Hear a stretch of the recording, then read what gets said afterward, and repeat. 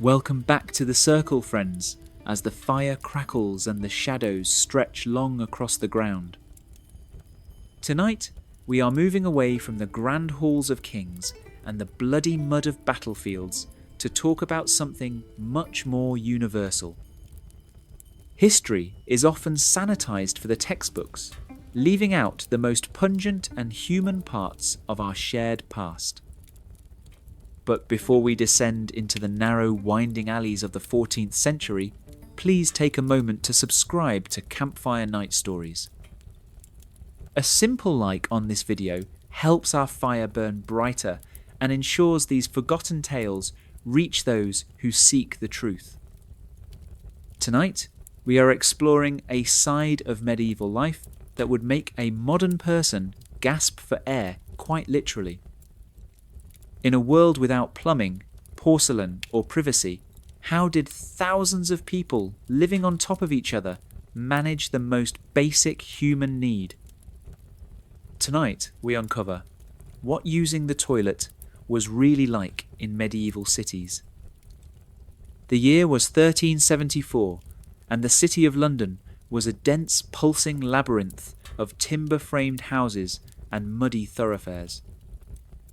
Bartholomew, a prosperous wool merchant, stepped out of his front door and immediately pulled a scented silk handkerchief to his nose. The air in the city was not merely a gas, it was a physical presence, a thick soup of wood smoke, rotting fish, and the omnipresent miasma of human waste. To Bartholomew, this was simply the price of civilization, the collective smell of 60,000 souls living within the city walls. He lived in a fine house, 3 stories high, which meant he enjoyed one of the greatest luxuries of the age, a garde-robe. The name sounded elegant, derived from the French word for guarding robes, but the reality was far more practical and far less pleasant. A garde-robe was essentially a small stone closet that projected out from the side of the building, hanging over the street or a narrow alleyway. Inside, there was a simple wooden bench with a hole carved into the centre, looking down into a dizzying, dark drop. Bartholomew would sit in the drafty silence, the wind whistling up from below, as his waist fell directly into a stone-lined pit, or, more commonly, onto the street. The reason it was called a garde-robe was because people believed the ammonia fumes from the waste protected their clothes from moths and fleas. So, Bartholomew's finest velvet cloaks hung just inches away from the hole, absorbing the pungent vapours of his own digestion. As he finished his morning business, he used a handful of soft hay and a scrap of old linen to clean himself, tossing them down into the abyss. There was no flushing, no water, and no escape from the reality of what lay beneath the floorboards. But as he looked out through the narrow slit in the stone wall, he saw a man moving through the grey morning light below. That man was Thomas, a veteran of a profession that the city could not survive without, though it refused to acknowledge his presence during the day. Thomas was a gong farmer, a man whose life was dedicated to the gong, the medieval word for a privy or a cesspit. While the merchants slept, Thomas and his crew worked in the dead of night, descending into the pits to shovel out what the city had left behind. "Morning, Master Merchant," Thomas called out with a toothless grin, noticing Bartholomew's pale face in the window above. Thomas was covered in a layer of grime that no soap could truly reach, but he possessed a strange, dark pride in his essential work. He knew that without him, the city would drown in its own filth within a week, and the plague would feast upon the survivors. Bartholomew quickly closed the wooden shutter of his garde-robe, disgusted by the reminder of the cycle he was a part of. But for the common people of London, those who lived in one-room tenements near the river, the luxury of a private hole was a distant dream. They relied on the public latrines, massive wooden structures built over the bridges or the tidal inlets of the Thames. These places were centres of gossip, conflict, and a level of communal living that we would find utterly impossible today. Tonight, we follow Thomas and Bartholomew through the layers of the medieval city, from the stone closets of the rich to the overflowing gutters of the poor. Part 2. The Architecture of the Abyss. To understand the medieval toilet, one must understand the sheer verticality of the city. In London, Bristol, or Paris, space was at such a premium that houses were built upward, leaning over the streets like tired old men. For the wealthy, the garde-robe was often built into the chimney breast, sharing the same vertical shaft as the fireplace to keep the seat warm. Bartholomew often found this warmth to be a double-edged sword, as the heat of the fire served to amplify the stench on hot summer days. If the shaft was not properly designed, a sudden gust of wind could send the vapours back up into the living quarters, a phenomenon known as the devil's breath. But if you weren't a merchant with a stone house, your options were much more precarious and communal. Most common houses shared a cesspit, a deep brick-lined hole in the backyard that was covered by a simple wooden shack. The problem was that these pits were rarely watertight. They would seep into the soil, contaminating the nearby wells and the foundations of the houses. Thomas, the gong farmer, had seen pits that had not been emptied in 20 years turning into a thick, fermented sludge that could dissolve leather. "I've seen a man sink to his waist in a pit that gave way beneath him," Thomas told his young apprentice as they prepared their buckets. The gases alone can strike a man blind if he doesn't hold a sprig of rue between his teeth. The gong farmers were only allowed to work between the hours of 9 at night and 5 in the morning, a law designed to protect the sensibilities of the public. They were paid a king's ransom for their labour, often 3 times the wage of a master stonemason, but they were social pariahs. Thomas lived in a separate district, and most taverns would refuse to serve him until he had scrubbed himself with lye and sand. Yet he knew the secrets of every house in the district. He knew who was eating meat during Lent and who was discarding forbidden letters in the dark. The cesspit was the black box of medieval life, containing the physical evidence of everything the city wanted to forget. Sometimes the pits would overflow during a heavy rain, sending a river of waste down the kennels, the gutters that ran down the centre of the streets. Bartholomew, walking to the Guildhall, had to wear pattens, which were wooden overshoes with high stilts to keep his feet above the muck. The streets were designed with a V shape so that the rain would theoretically wash the waste toward the river. But, in reality, the waste simply sat and festered, creating a slippery, black pavement that was a nightmare for horses and pedestrians alike. The city attempted to pass laws such as the Statute of Labours, which fined citizens for throwing their night soil out of the windows.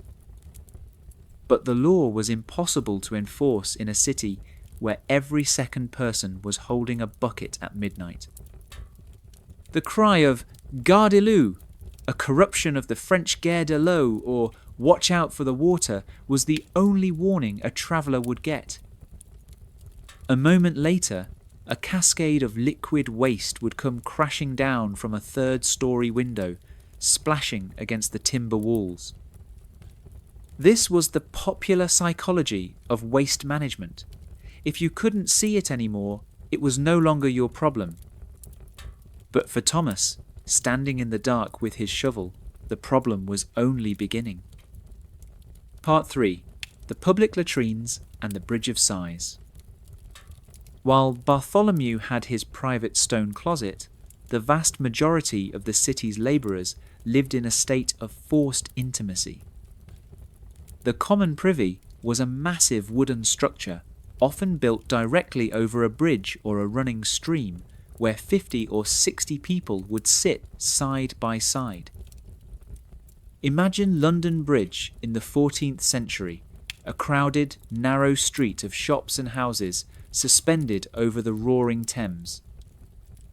Built into the sides of the bridge were public latrines that discharged directly into the water below. For the people of the city, these were not just toilets, they were the social hubs of the lower classes.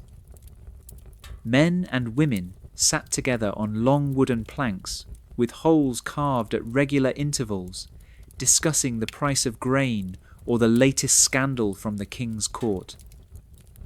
There was no concept of privacy as we know it today. The act of relieving oneself was as public as eating a meal or buying a loaf of bread.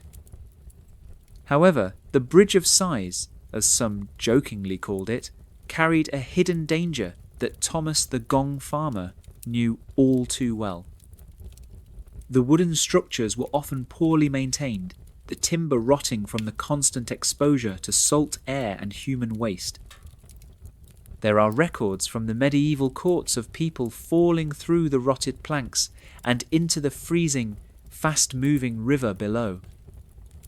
To die in the Thames after falling through a latrine hole was considered one of the most shameful deaths a man could suffer. It was a death without dignity, a final plunge into the city's collective filth. Yet, despite the danger, the public latrines were essential, for the city's tenements had no plumbing and very little space. If you lived in a room with 5 other people, the public privy was your only escape, a place to breathe the fresh air of the river, however pungent it might be. But the river itself was not a bottomless pit. The tides would often wash the waste back up onto the banks. During low tide, the smell around the bridges became so intense that even seasoned sailors would cover their mouths with vinegar-soaked rags. Thomas would often be called to clear the outlets of these public privies when they became clogged with the debris of the city. He found everything in those holes: discarded leather shoes, broken pottery, animal bones, and even the occasional pouch of stolen coins. The city hides its sins in the dark, Thomas would tell his apprentice, but eventually the water brings everything back to the light. Part 4. The Medicine of the Miasma. In the mind of Bartholomew the merchant, the smell of the city was more than just an unpleasant nuisance. It was a deadly threat. The leading medical theory of the time was the miasma theory, the belief that diseases like the Black Death were caused by bad air. Physicians believed that the stench of rotting organic matter carried tiny, invisible particles of corruption that could infect the blood. This created a paradoxical relationship between the medieval citizen and his toilet. On one hand, they knew the waste had to be removed. On the other hand, the very act of moving it released the poisonous vapours into the streets. Bartholomew would often carry a pomander, a perforated metal ball filled with expensive spices like cloves, cinnamon, and dried roses. He would hold it to his nose whenever he had to pass a particularly foul alleyway, believing the sweet scent acted as a physical shield against the miasma. The nose is the gatekeeper of the soul, his physician had told him. If the scent is sweet, the spirit is safe. This psychological armour allowed the wealthy to navigate the filth of the city with a sense of security, even as the plague took their neighbours. They didn't understand bacteria or waterborne pathogens. They thought that if you couldn't smell the waste, it couldn't hurt you. This is why many wealthy homes, like Bartholomew's, were obsessed with strewing herbs on their floors. They would cover their floorboards with rushes, lavender, and meadowsweet to mask the scent of the garderobe that sat just down the hall. But Thomas, the gong farmer, had a much more practical view of the medicine of waste. He knew that the men who worked in the pits often lived long lives, provided they didn't drown or succumb to a sudden choke of gas. He believed that his body had become seasoned to the filth, hardened like a piece of salted pork. "The air of the pit is heavy, Caleb," he told his apprentice, "but it is an honest weight. It doesn't lie to you like the perfumed air of the merchant's hall." The gong farmers were often used as a primitive early warning system for the city's health. If the waste in the pits began to look unnaturally thin or discoloured, the city elders knew that a fever was likely moving through the district. They were the accidental epidemiologists of the 14th century, reading the health of the city in its collective gut. But for Bartholomew, the only thing that mattered was keeping the foul air at bay. He once paid a stonemason a month's wages to seal the cracks in his garderobe with molten lead, hoping to trap the smell forever. He didn't realise that by sealing the cracks, he was merely concentrating the gases, turning his private closet into a potential bomb.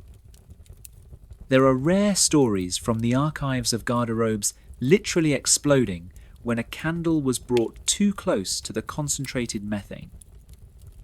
The medieval toilet was not just a place of relief, it was a place of chemical volatility and spiritual anxiety. Part 5. The Laws of the Night Soil. As the city grew, the king and the mayor realised that they could no longer leave waste management to the whims of the citizens. The Lords of the Night, as the gong farmers were sometimes mockingly called, became a regulated guild. Strict laws were passed regarding where the night soil, the euphemism for human waste, could be taken. It could not be dumped in the river near the city gates, nor could it be left in the fields where the king's horses grazed. Thomas would lead a caravan of horse-drawn carts out of the city gates at 3 in the morning, the wheels muffled with rags to keep from waking the inhabitants. They would travel to the laystalls, massive dumping grounds located far beyond the city walls. Here, the waste was left to sit and decompose for years, eventually becoming a highly prized fertilizer for the surrounding farms. "The city eats and the city provides," Thomas would say, watching the farmers load the dried waste onto their own carts. There was a perfect, if disgusting, circular economy in the medieval world. The grain that fed London was grown in the very soil that London had enriched with its own waste. Bartholomew, eating his fine white bread at his table, was blissfully unaware of this connection. He would have been horrified to know that the flour in his loaf was the direct result of the labour of men like Thomas. But the laws also protected the gong farmers. It was a crime to obstruct their work or to refuse them passage through the streets at night. If a merchant's carriage blocked the alleyway where Thomas was working, Thomas had the legal right to confiscate the carriage or move it by force. This gave the lowest men in society a strange, temporary power over the highest. In the darkness of the midnight hour, Thomas was the king of the streets, and even Bartholomew had to step aside for the man with the honey bucket. The law says the waste must move. Thomas would shout if a guard questioned his path, and I am the hand of the law tonight. It was a delicate balance of social hierarchy and biological necessity that kept the city from collapsing under its own weight. Every morning, when the sun rose and the gong farmers vanished back into their hovels, the city pretended they didn't exist. But the empty pits and the swept streets were the silent evidence of the war they fought every night. Part 6. The Paper of the Past. If you were to step into Bartholomew's garderobe in the year 1374, you would look in vain for a roll of soft white paper. The concept of disposable paper was a luxury that didn't exist for the purpose of the privy, even for the wealthiest wool merchants. Bartholomew, being a man of means, used torsels, small, hand-sized bundles of soft, unspun wool or scraps of old laundered linen. He kept these in a decorative wooden box beside his seat, and once used, they were unceremoniously dropped into the dark shaft below. But for Thomas the Gong farmer, and the thousands of labourers who lived in the shadow of the city walls, the solutions were much more rugged. The most common toilet paper of the Middle Ages was actually a bundle of hay, straw, or even dried moss. In the public latrines on the bridge, there were often large baskets of common hay provided for the public, which became a breeding ground for insects. Archaeologists digging into medieval cesspits today often find thousands of tiny moss fragments preserved by the very waste they were meant to clean. The earth provides the wipe, and the earth takes the waste. Thomas would joke with his crew as they cleared out a communal pit. For the very poor, even hay was sometimes too expensive to waste, and they would resort to the sponge on a stick, a practice inherited from the Romans. However, in the damp, crowded tenements of London, many people simply used what was at hand: smooth stones, large leaves, or even handfuls of wood shavings. This lack of soft, hygienic material meant that skin infections and the itch were nearly universal among the lower classes. Bartholomew's soft wool was a mark of his status, a quiet luxury that separated his noble skin from the rough hide of the peasantry. But Thomas knew that in the darkness of the pit, the silk of the merchant and the straw of the beggar looked exactly the same. "The belly is a great leveller, Caleb," Thomas said, shoveling a pile of hay-clogged sludge into his bucket. "No matter how high a man climbs, his waist always ends up at my feet."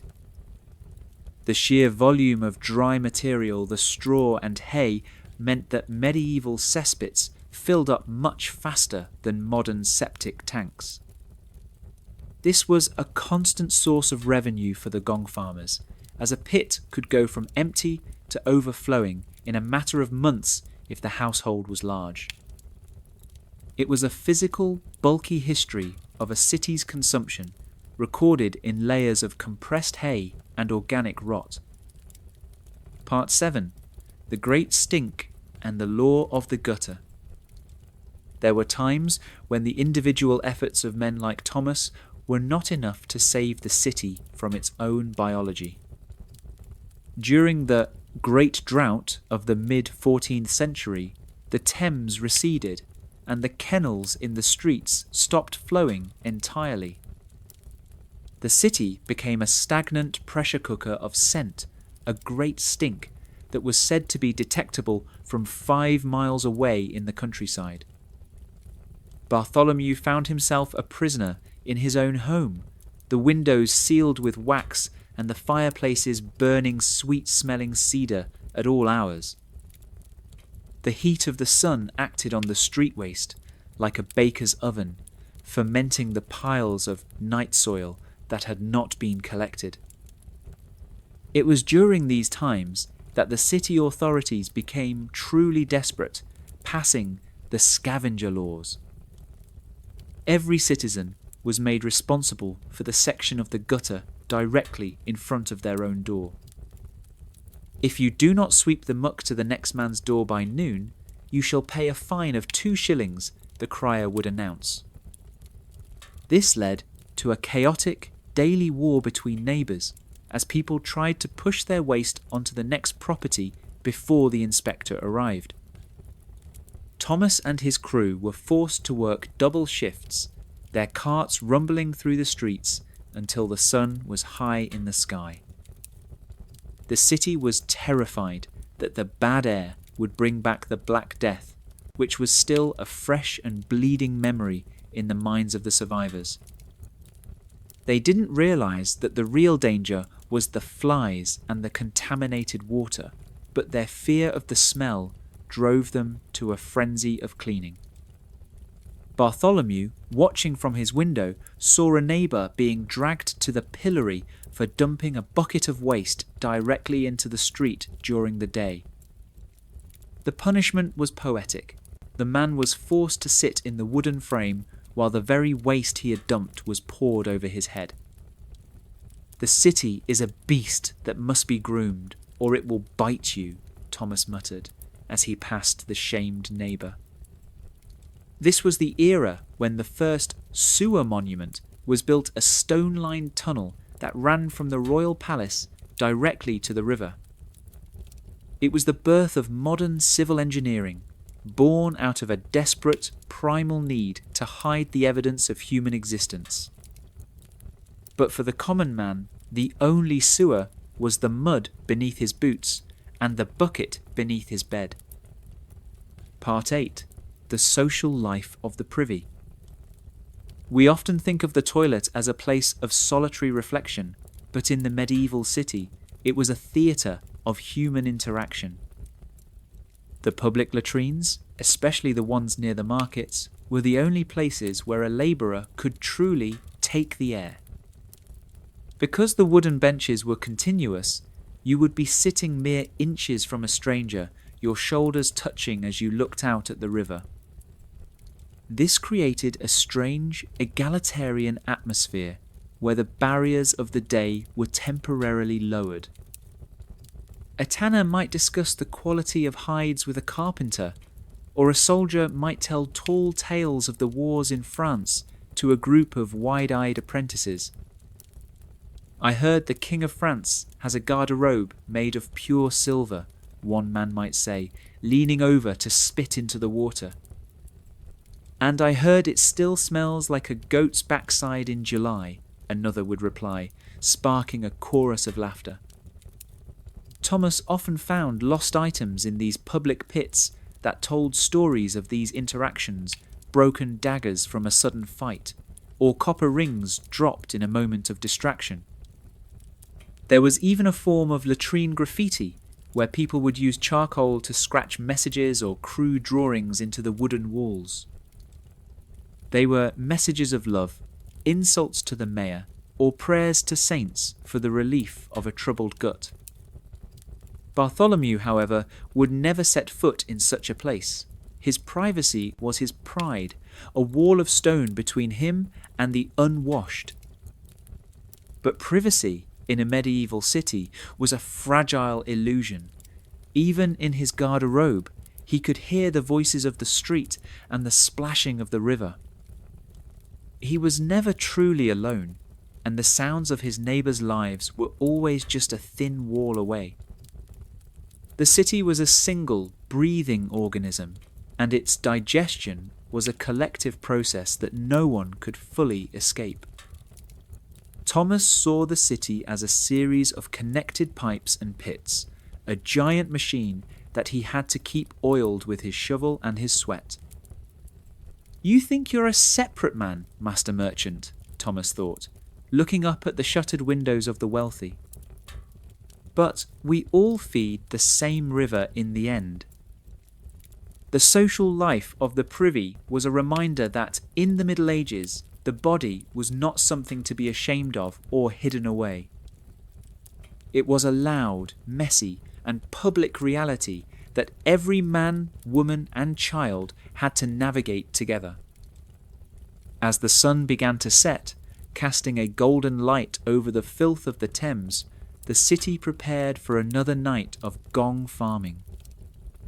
The buckets were readied, the carts were greased, and the secret work of the city began once again in the shadows. I understand we are now at approximately 30,500 characters in the total narrative. We are entering the home stretch, focusing on the literal and spiritual dangers of the pits, the final fate of the night, soil, and our closing reflections by the fire. This final section will add approximately 10,000 characters, bringing us to the 40,000 character target. Part 9. The Ghosts of the Cesspit. As we descend deeper into the night with Thomas and his apprentice, we must speak of the dangers that were not merely physical but spiritual. In the 14th century, the dark, damp corners of the city were believed to be the dwelling places of demons of the earth. Thomas often spoke of the gong ghost, a flickering blue light that sometimes hovered over the deepest, oldest cesspits.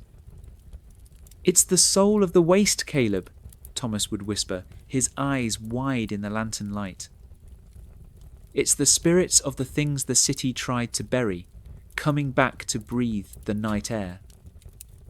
Modern science would tell us these were merely pockets of methane gas, igniting in the air, the willow, the wisp, but to a medieval man, it was proof that the pit was a gateway to another world.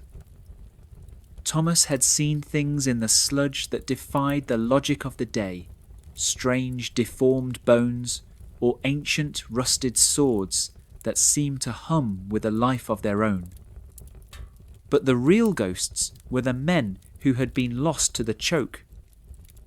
Thomas remembered a night in 1361 when a fellow gong farmer had descended into a deep pit beneath a noble's manor.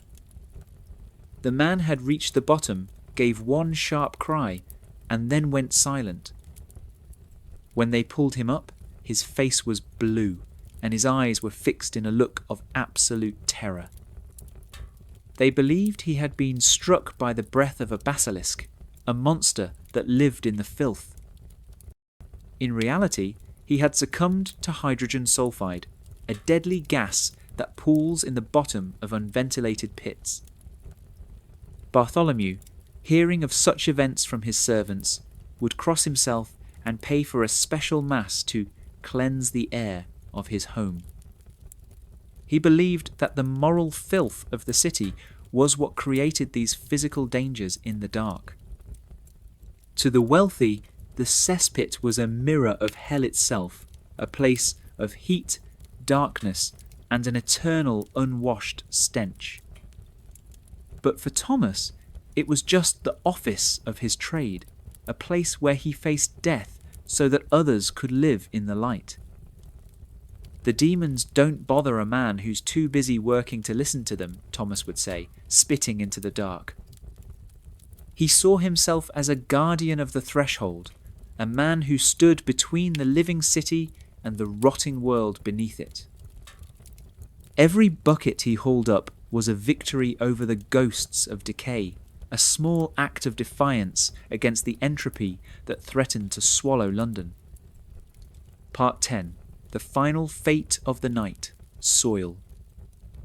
As the first hints of grey began to touch the eastern sky, Thomas and his caravan of carts reached the laystalls beyond the city walls. This was the end of the journey for the city's waste, a place where the gong became the gold. The laystalls were massive, stinking hills of organic matter that rose like small mountains against the horizon.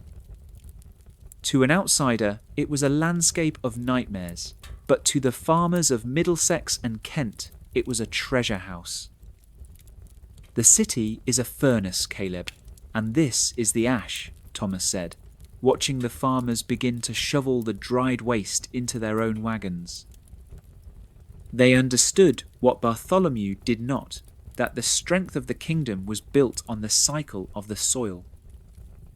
The night soil was mixed with lime and wood ash, left to cook in the sun until it lost its sting and became a rich black fertilizer.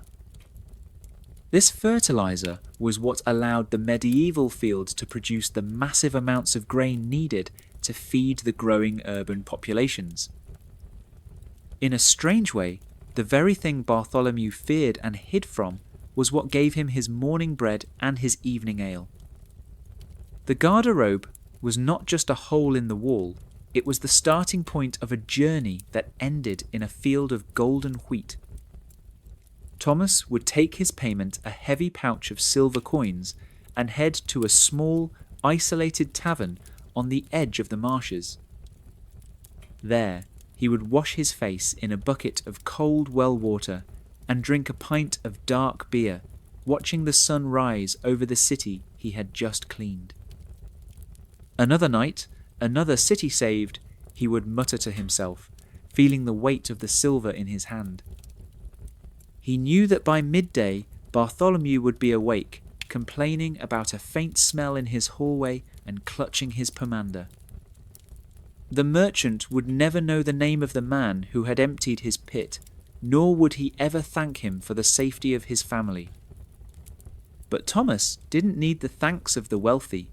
He had the satisfaction of a job that was as real as the stone of the bridge. He was the silent engine of the 14th century, the man who turned the city's filth into its future. Part 11. The final closing reflections. The fire has now burned down to its last flickering embers, and the chill of the morning is beginning to bite at our skin. The story of Thomas and Bartholomew is the story of how our ancestors survived the impossible conditions of the medieval city. We might laugh at their garderobes and shudder at the thought of their public latrines, but we must also admire their resilience.